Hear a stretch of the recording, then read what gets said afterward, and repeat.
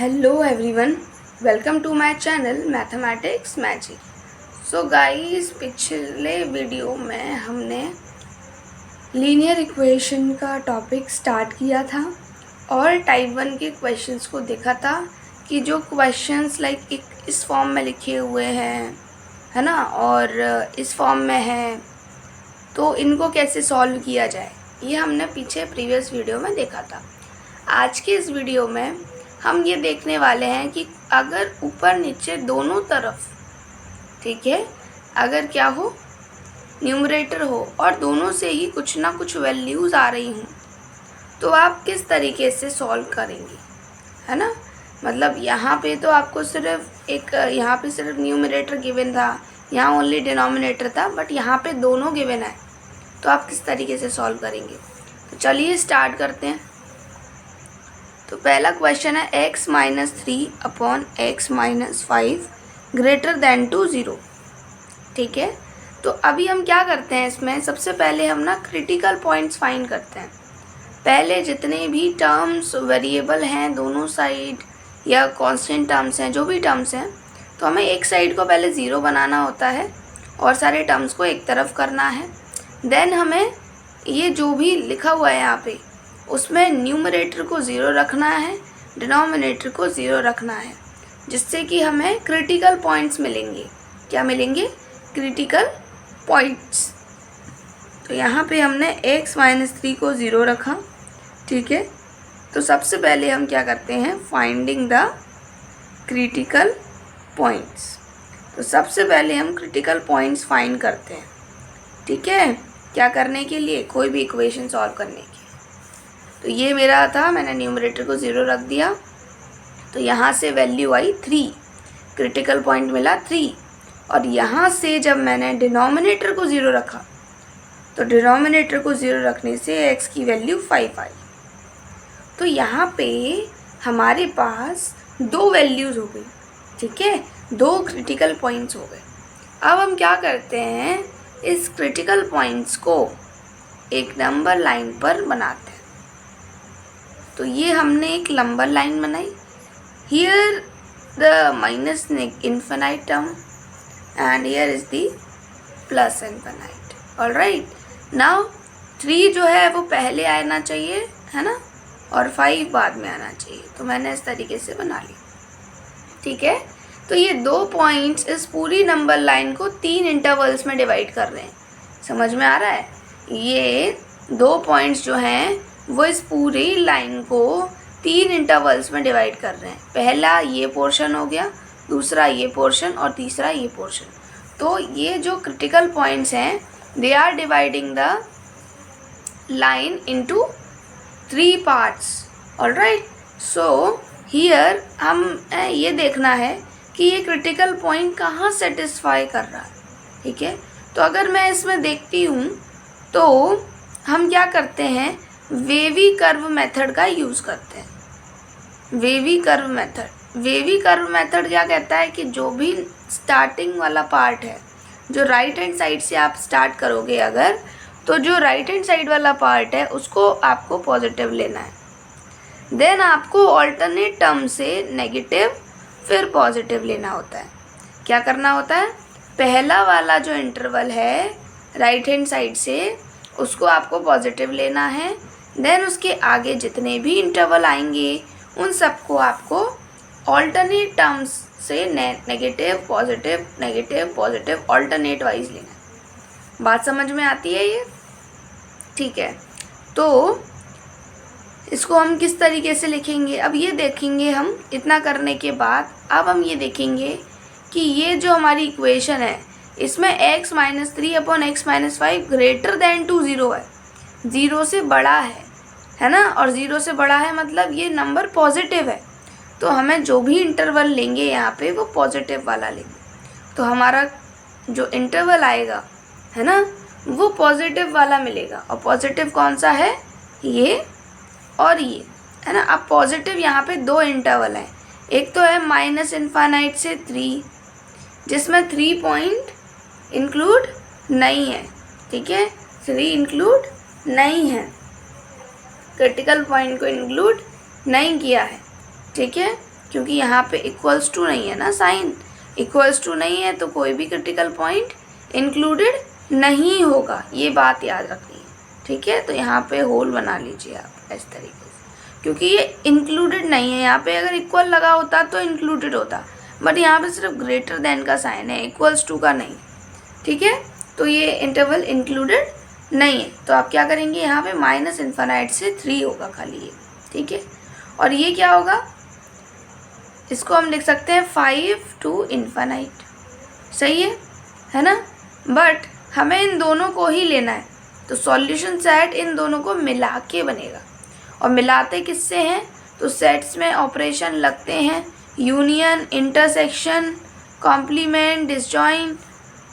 तो इधर कौन सा लगेगा, इधर कौन सा लगेगा, इधर वो लगेगा जिसमें दोनों आ जाए, है ना। दोनों को ही लेना है हमें, मिलाना है, तो यूनियन, तो यूनियन लगा देंगे दोनों में। तो ये आपका आंसर हो गया, ये आपका सॉल्यूशन सेट हो गया जो हमें निकालना था, ठीक है। बात समझ में आ गई।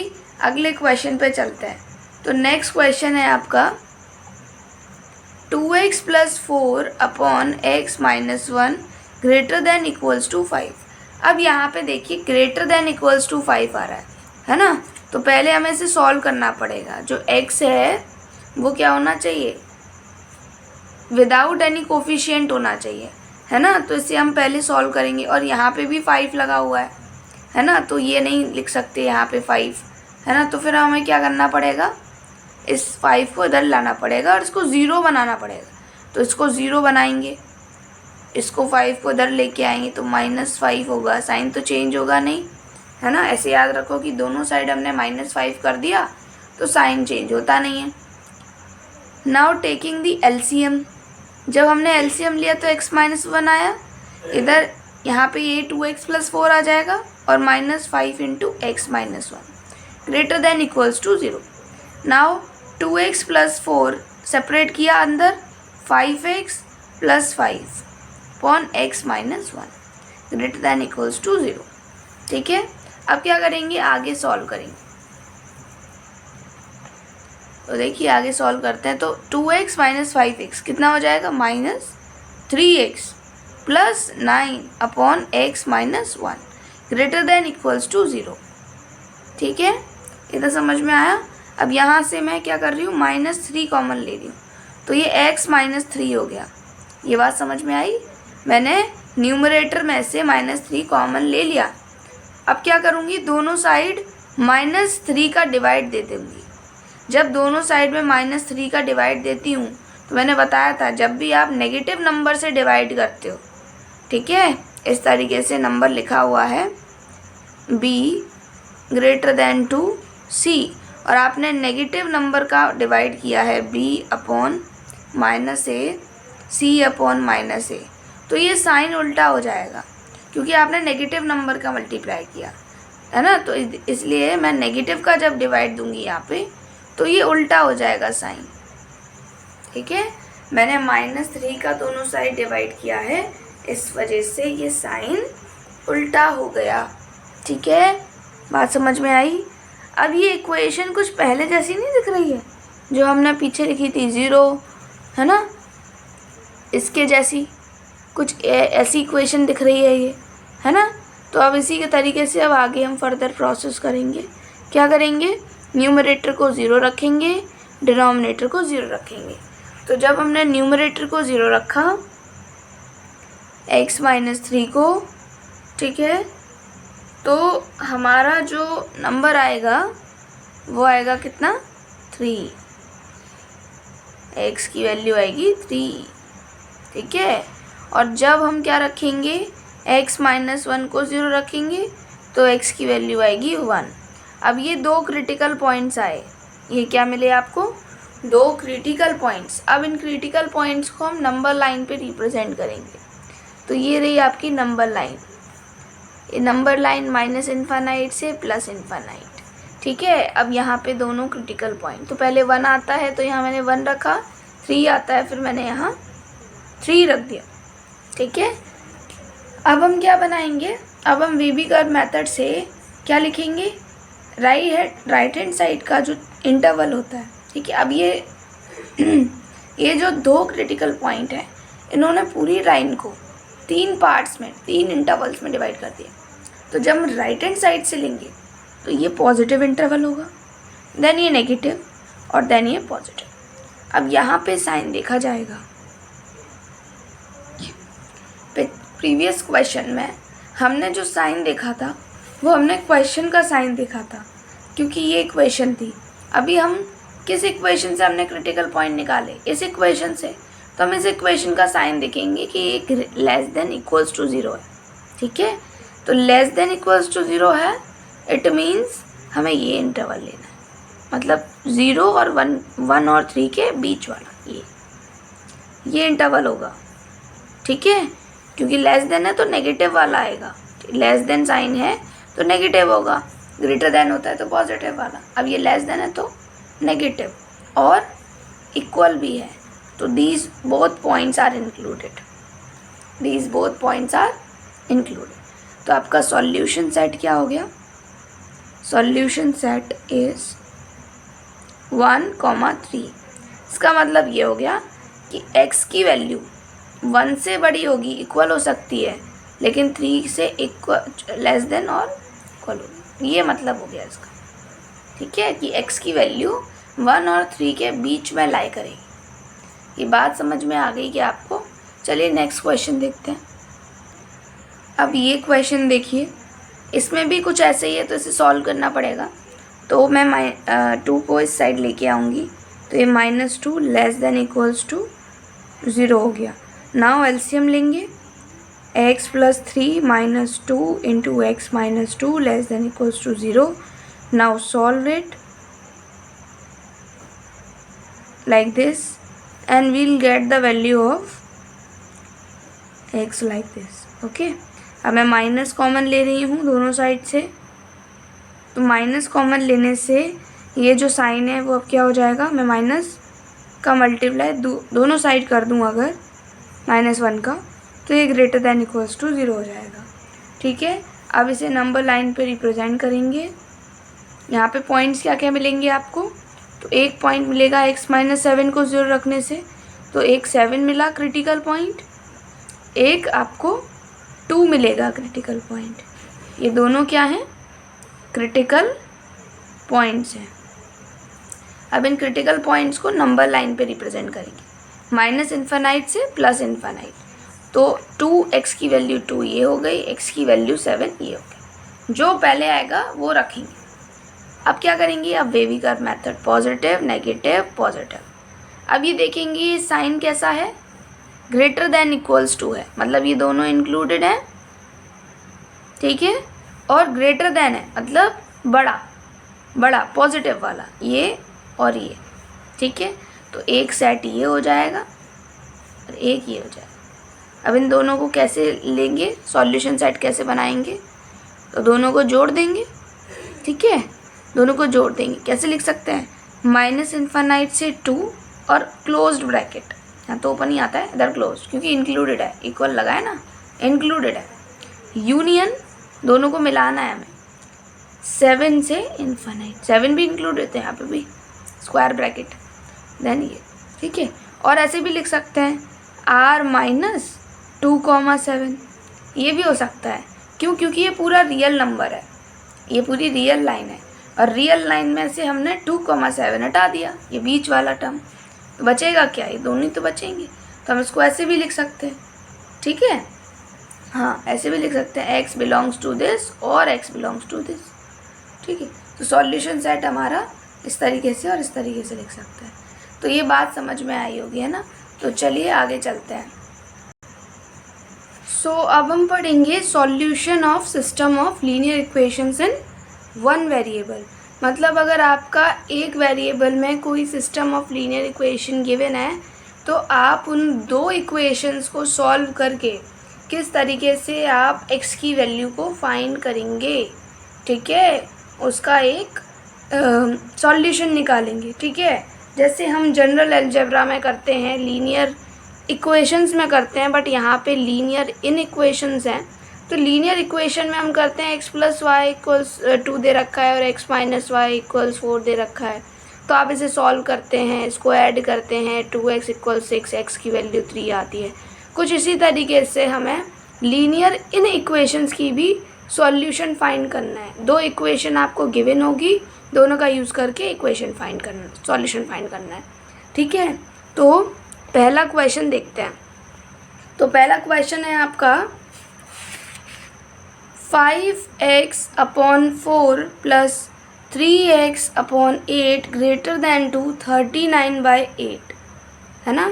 और दूसरा है आपकी इक्वेशन 2x - 1/12 -x - 1/3 < 2 3x + 1/4। अब इन दोनों इक्वेशंस को पहले तो हमें इसको सॉल्व करना पड़ेगा और सिंपल बनाना पड़ेगा। उसके बाद x की वैल्यू निकालेंगे दोनों इक्वेशन से। ठीक है, देन हम आगे देखते हैं क्या करते हैं। तो पहले जो बताया वो कीजिए। क्या करना है, इन इक्वेशन में से किसी एक को उठा लीजिए। तो मैं ये इक्वेशन ले रही हूँ।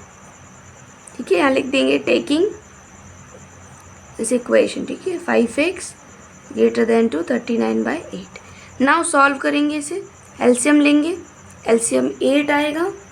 ठीक है, एलसीएम 8 आएगा। देन ये 10x हो गया और ये 3x > 39/8। Now multiplying both side by 8, तो ये 8 हट गया।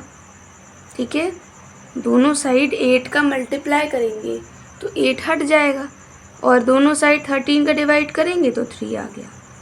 ठीक है, now taking the another equation, second equation ली मैंने 2x - 1/12 -x - 1/3 < 2 3x + 1/4। ठीक है, अब क्या करेंगे, एलसीएम लेंगे दोनों साइड। ये 12 हो गया, इधर रह गया 2x - 1 माइनस यहाँ पे 4 का मल्टीप्लाई हो जाएगा < 2 3x + 1/4। ये तो सॉल्व करना आता होगा ना आपको। ठीक है, -4x + 4/12 > 2 3x + 1/4। दोनों साइड मैंने 12 का मल्टीप्लाई कर दिया, कोई फ़र्क पड़ेगा नहीं। ठीक है, इक्वल्स आर मल्टीप्लाइड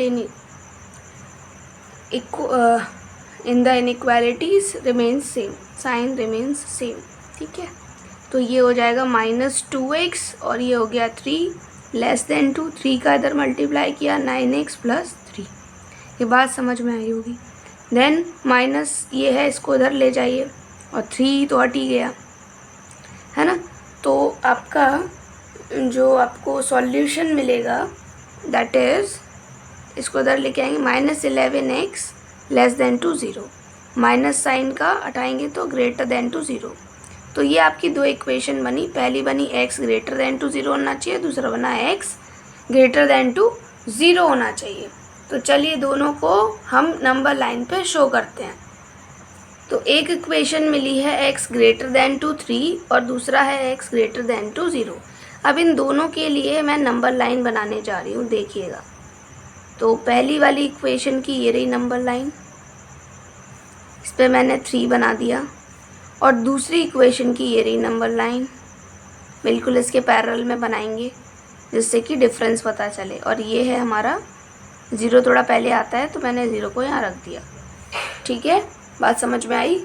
ओके, तो अब मैं ये देखना चाहती हूँ कि ये बोल रहा है कि x की वैल्यू 3 से बड़ी बनाओ। तो मैंने अब 3 इंक्लूडेड तो है नहीं, तो मैं यहाँ पे होल बना दूँगी, क्योंकि यहाँ पे इक्वालिटी का साइन नहीं है, इट मीन्स 0 इंक्लूडेड नहीं है। तो मैं इससे आगे वाला ये नंबर हो जाएगा। ठीक है, ये आपकी लाइन को मैंने शो कर दिया कि ये वाली लाइन है हमारी। ठीक है, आप यहाँ पे दोनों नंबर शो कर सकते हैं। ठीक है, तो मैंने दोनों लाइन पर दोनों नंबर शो कर दिए। पहले वाले के लिए ये कंडीशन है, दूसरे के लिए क्या है, x < 2 0। तो जब x < 2 0 होगा तो यहाँ से स्टार्ट होगा। अब यहाँ पे भी होल बनेगा क्योंकि इक्वल का साइन नहीं है, तो ये पूरी हो जाएगी। ठीक है, ये लाइन। अब आपका सॉल्यूशन क्या बनेगा ये देखिए, क्योंकि ये 0 से बढ़ के जो इतनी भी लाइनें होंगी सब इसमें आएंगी और यहाँ से 3 से, तो जब हम इनको कॉमन लेंगे इन दोनों इक्वेशन का, तभी तो आपको सॉल्यूशन मिलेगा, है ना। जब दो लाइन आपस में इंटरसेक्ट करती हैं किसी पॉइंट पे, तो वही तो उसका सॉल्यूशन होता है।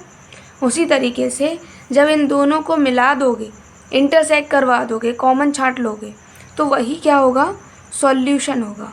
तो यहाँ पे सॉल्यूशन सेट क्या बनेगा आपका, जो कॉमन होगा। तो कॉमन क्या है, 0 से लेके 3 तक का नंबर जो है वो कॉमन नहीं है, बाकी ये सब कॉमन है इधर वाला। ठीक है, ये बीच का ही तो कॉमन नहीं, क्योंकि यहाँ पे ये आ नहीं रहा है, इधर ये भी इंक्लूडेड है, तो बस इसे हटा देंगे यहाँ से यहाँ तक। बाकी यहाँ से तो ये पूरा एक जैसा है, तो हम क्या लेंगे, 3 से लेके इन्फिनाइट तक ये कॉमन है, और 3 को इंक्लूड नहीं किया है इसमें। ये 3 इंक्लूडेड है बट इसमें तो नहीं है ना, तो इसलिए यहाँ पे इंक्लूड नहीं करेंगे, क्योंकि दोनों में ही कॉमन होना चाहिए। बात समझ में आ गई ना, दोनों में कॉमन होना चाहिए। तो हमारा ये सेट बन जाएगा सॉल्यूशन सेट। मतलब हमारा जो x है वो किससे बिलोंग करेगा, 3 से इनफाइनाइट। समझ में आ गया किस तरीके से करना है आपको। चलिए नेक्स्ट क्वेश्चन देखते हैं। अब देखिए ये क्वेश्चन है आपके पास, तो इसमें हम पहली वाली इक्वेशन लेके चल रहे हैं और वहाँ से फिर से वैल्यू फाइंड करेंगे जैसे हम पीछे कर रहे थे। तो हम इसे सॉल्व करेंगे फर्स्ट इक्वेशन को, है ना। तो ये 4x को हम इधर लेके आ जाते हैं वेरिएबल टर्म, और ये जो कांस्टेंट टर्म है -2 से उधर लेके चले जाते हैं। तो आपके पास यहाँ पर क्या रह जाएगा, तो यहाँ पे एलसीएम ले लेंगे, 4 3 12 एलसीएम हो गया, यहाँ 3 का मल्टीप्लाई 2x - 3 माइनस यहाँ पे 4 का मल्टीप्लाई हो जाएगा ग्रेटर दैन इक्वल्स टू -4। ठीक है, अब हम क्या करेंगे, अंदर मल्टीप्लाई करेंगे, 6x हो गया माइनस ये 9 हो गया माइनस 16x हो गया, और ये 12 का इधर मल्टीप्लाई कर दो तो ये कितना हो जाएगा, 12 4 48 हो गया। ठीक है, अब हमें क्या करना है, इन दोनों को सॉल्व करेंगे तो -10x - 9 greater than equals to -48। अब ये जो कांस्टेंट टर्म है इसे उधर पहुंचा दीजिए। So 10x greater than equals to -48 plus 9 हो गया, तो -10x greater than equals to, इसको सॉल्व कीजिएगा तो इट विल बी 39, वो भी माइनस का। तो जब आप माइनस, ये माइनस का है ये भी माइनस का है, तो जब साइन रिवर्स होंगे, साइन को हटाएंगे तो ये जो है आपका ग्रेटर देन का साइन, इनइक्वालिटी का साइन, वो भी रिवर्स हो गया।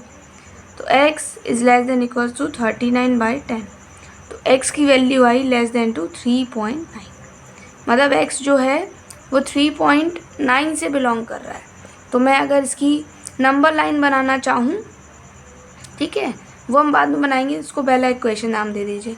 अब सेकंड इक्वेशन है आपकी 2 × 2x + 3 लेस देन 6 × x - 2 + 10। अब इस इक्वेशन को सॉल्व करेंगे, तो पहले डिस्ट्रीब्यूट कीजिए, तो 2 का अंदर multiply, 4x + 6 less than 2, 6x - 6 2 12 + 10, तो 6x को इधर लेके आइए, 4x - 6x लेस देन 2 -2 हो गया -6, it will be -2x less than 2 -8। ठीक है, अब क्या करेंगे, रिवर्स करेंगे साइंस को, तो ये उल्टा हो जाएगा जो आपका इनइक्वालिटी का साइन है। तो x आ गया आपका, x क्या हो गया आपका, ग्रेटर दैन टू 4, 2 का डिवाइड दे दीजिए, तो ये सेकंड इक्वेशन।